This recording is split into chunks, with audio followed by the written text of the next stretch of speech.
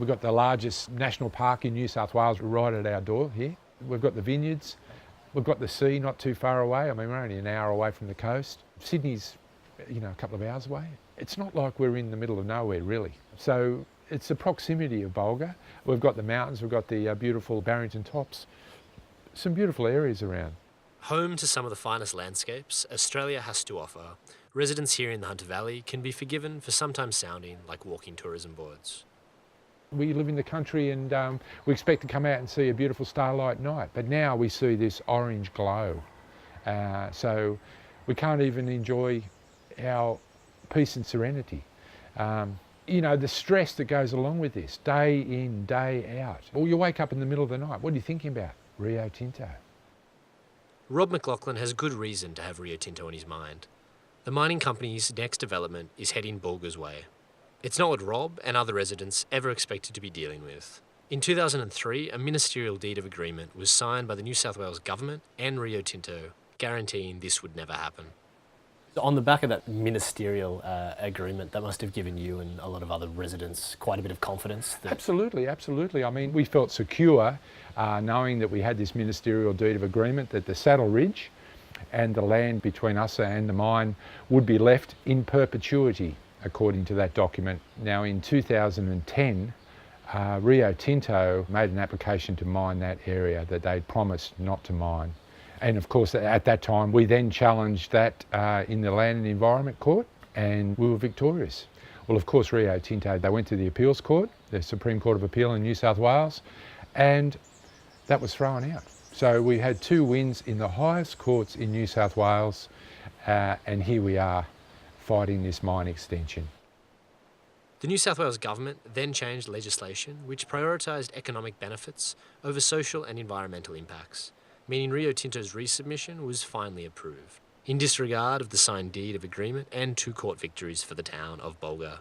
Now it seems nothing can stop the open-cut expansion, which plans to bring the mine within just 2.5 kilometres of the town centre. Oh, well, this is Saddle Ridge. Saddle Ridge is critical to us. But once that ridge goes, that will be an absolutely open slather for the mine. Then it'll be, they work every day of the year, 24/7.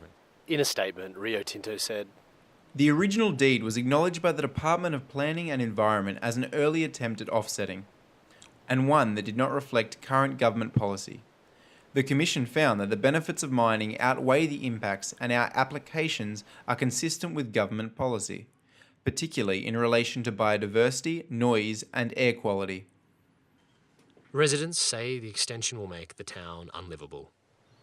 Now it appears there's little the community can do. Look at that. So that flows sort of down through Bulga as well, right? Yep. Jesus. So we have a really high rate of asthma and chest complaints, and you can smell the dust, can't you? Oh, you can too, yeah. Now it appears there's little the community can do. The dust is absolutely chronic. So the dust rolling through here, we really probably should be wearing masks at the moment, and that's what the people of Bulga have to live with, and we're expected, this is expected to be a thriving community and live with these conditions. Absolutely unbelievable. That's what I can do, I'll ring the EPA, eh? You'll be transferred to a consultant. Please note your call may be recorded for quality and coaching purposes.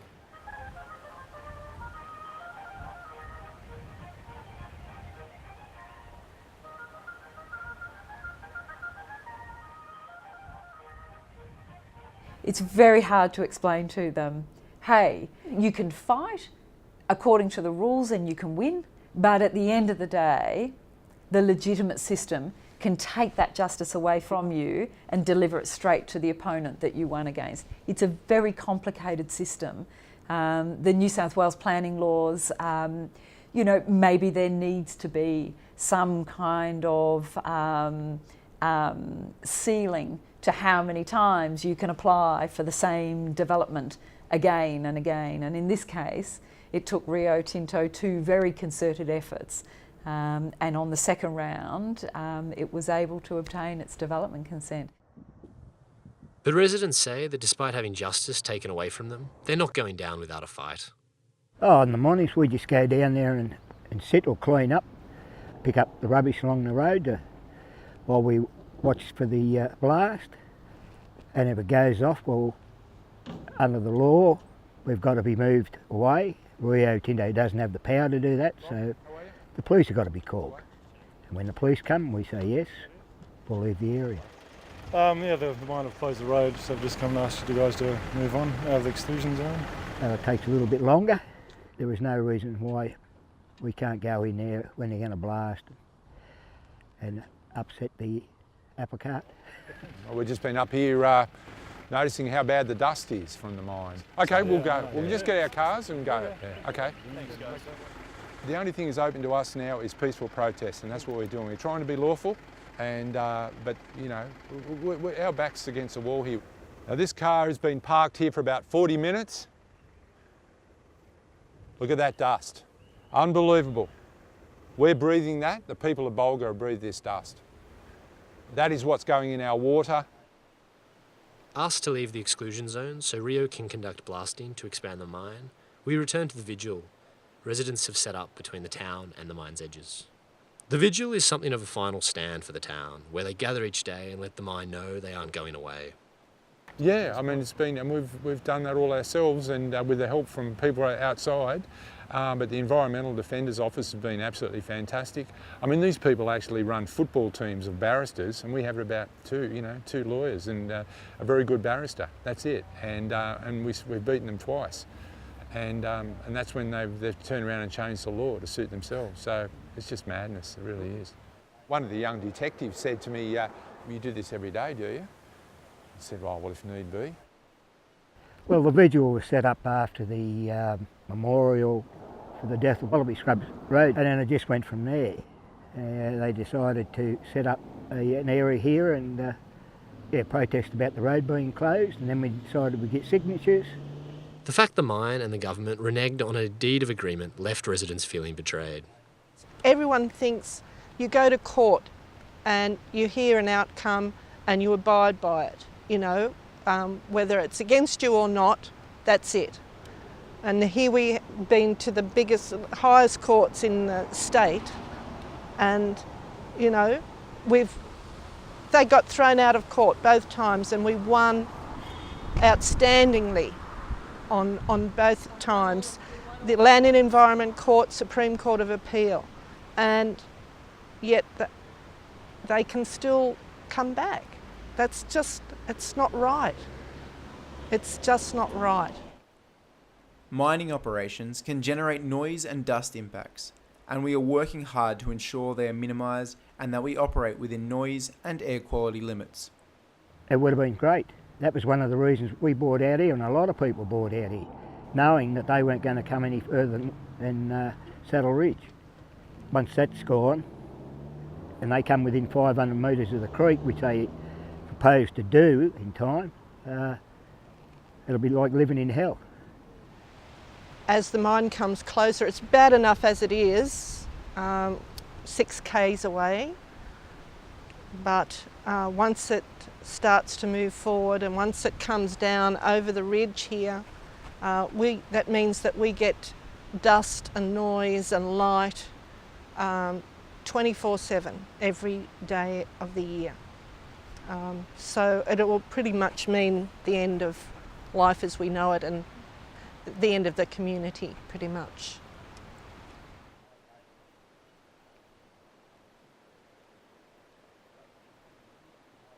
Landowners with acquisition rights can request the mine purchases their property in line with the state's development consent. 19 properties have acquisition rights under the 2015 consent. An additional 31 properties have also been provided the same rights to acquisition. However, while those within the acquisition zone might have that option, it's not quite that simple for the other 100 properties in the region. In their decision that the Planning Assessment Commission brought down, there were properties that had the right to get purchased by the mine if that property so desired. Now what that does is split the community, because the rest of us couldn't sell if we tried, because who would want to buy a property in front of an open cut mine that was advancing towards you at 100 metres a year? So it makes the village real estate almost worthless. People have tried to raise money on the value that they have, the equity in their home, to find that there is no equity left because the values have dropped so much. So there are stranded assets here. People who would like to sell can't. And so they're stuck here, and they'll be in the path of an oncoming mine and they can't get out. If a citizen is in the way of a coal mine, then the rule of law means nothing. I mean, this is a community that won their court case, took it all the way to the Court of Appeal, won their court case, set aside an approval. They got, in writing, legal protections for their buffer zone, and then they're just stripped away when it becomes inconvenient. They had the planning laws changed on them to prioritise the interests of the miners over the interests of them themselves. And despite legal victories, legal promises, statutory protections, none of it matters at the end of the day. The power of the mining industry, the power of the coal industry won over, the laws were changed, the approvals have been granted, and Bulga, well, Bulga can just whistle Dixie as far as the New South Wales government is concerned. How does that feel to ultimately win twice in the state's highest courts and have that essentially overturned by the next incoming government? To us, it means that we have a corrupt government, because that government met behind closed doors with Rio Tinto and the mining industry and set out to overturn a court decision. Now, to us, that's corrupt. In other people's view, it could be, well, that's commercial reality. It's not, it's corruption. And Mike Baird and Stokes, even though he wasn't the planning minister at the time, have got a lot to answer for. They have abandoned communities, and they should be held to account, because Baird has lost any sense of democracy in what he is doing. We've met with Baird up here, and he was sympathetic, but did nothing. He walked away and basically wrote us off. In fact, it's remarkable how cheap it is to buy a politician in Australia. You know, $10,000, you can get one in your back pocket. $100,000 donation, you buy the whole party. And literally that's what's happened. Both Labor and the Coalition have been bought. And we're talking figures like that, you know, 100,000 here, 200,000 here, from an industry that's it's making hundreds of millions of dollars of profit from its activities. So how should you respond to that? Well, we think the obvious way of responding to that is you prohibit them from donating. You actually pull their money out of the political system. This part of the Hunter Valley is no stranger to coal mines, and local towns like neighbouring Singleton share uncomfortable relationships with them. On one hand, coal creates jobs and helps local businesses. Some, like Rio Tinto's competitor Glencore, even sponsor the local fair. But for those who have to live alongside them, they can't help but ask, at what cost? We've always recognised that the mining industry is currently providing a serious number of jobs, particularly in the Hunter Valley. It's providing some economic resources for the New South Wales government through the course of royalties. And so it's a question of transitioning out of the mining industry, not just shutting it down, because that would cause enormous dislocation, enormous economic harm and enormous social pain. And we've always said that. What we say though is, well, enough's enough. Let's stop expanding the balloon. Let's stop increasing the damage that it's doing. We'll work out the current set of approvals. We'll wind the industry down over the next decade. And then we will give the Hunter Valley the chance to actually have industries and jobs that are going to survive beyond the next 10 years. Because unless we plan for the transition out of coal, it's going to happen anyhow. It's just going to be a catastrophic, unplanned disaster for the Hunter. In the immediate future, though, there looks like there's little that might save the village of Bulga. On the first day of the vigil, the protesting locals had the police called on them when they refused to move. This time, however, it wasn't so peaceful, with Indigenous elder Kevin Taggart forcibly removed alongside his sister. Kevin's now been charged and will face court over the arrest. When the police, after talking for Rio for a half hour, come up, and they come up in force, just went straight for him. They kicked Mari Mitchell in the leg, bruised the leg, and just wrestled Kevin to the ground. There were 6 policemen on him.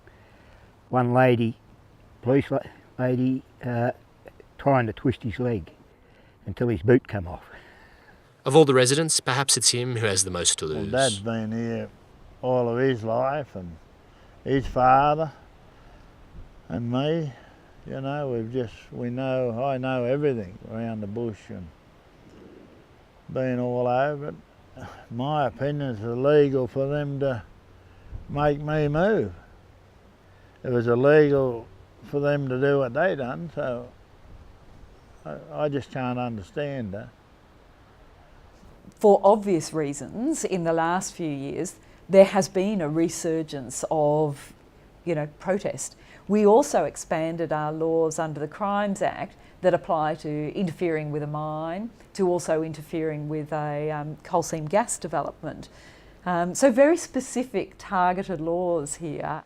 Effectively, Premier Baird went in and said, don't you worry, guys, we've got your interests at heart. We'll save you from your own citizens. We'll save you from our voting public. And that's exactly what they did. They came in, changed the law, and basically criminalised protest. I think those laws, though, have no democratic mandate. And if they're ever tested, well, the government's going to find itself in an absolute crisis. No, Hunter Valley was once a beautiful place. It's half gone now, I think. And I wonder if we let them, what's going to be left? Nothing. Could you tell us a little bit about the sentiment in the community towards the mine and these plans? Anger that the government has done the dirty on the people of Bulga and Milberdale and Broke, and we are still determined to stop that mine and to stop the damage it will do to Bulga, because also there are 3 other towns in this area that have all shut down because of an open cut mine advancing towards them. So we know what the future is, and it's not acceptable, and it will not happen. A very strong message indeed. Hopefully they're listening. I'm not going anywhere. That's for sure. I'm not going anywhere. I'm just, for the rest of my life, I'm going to fight this because it's wrong.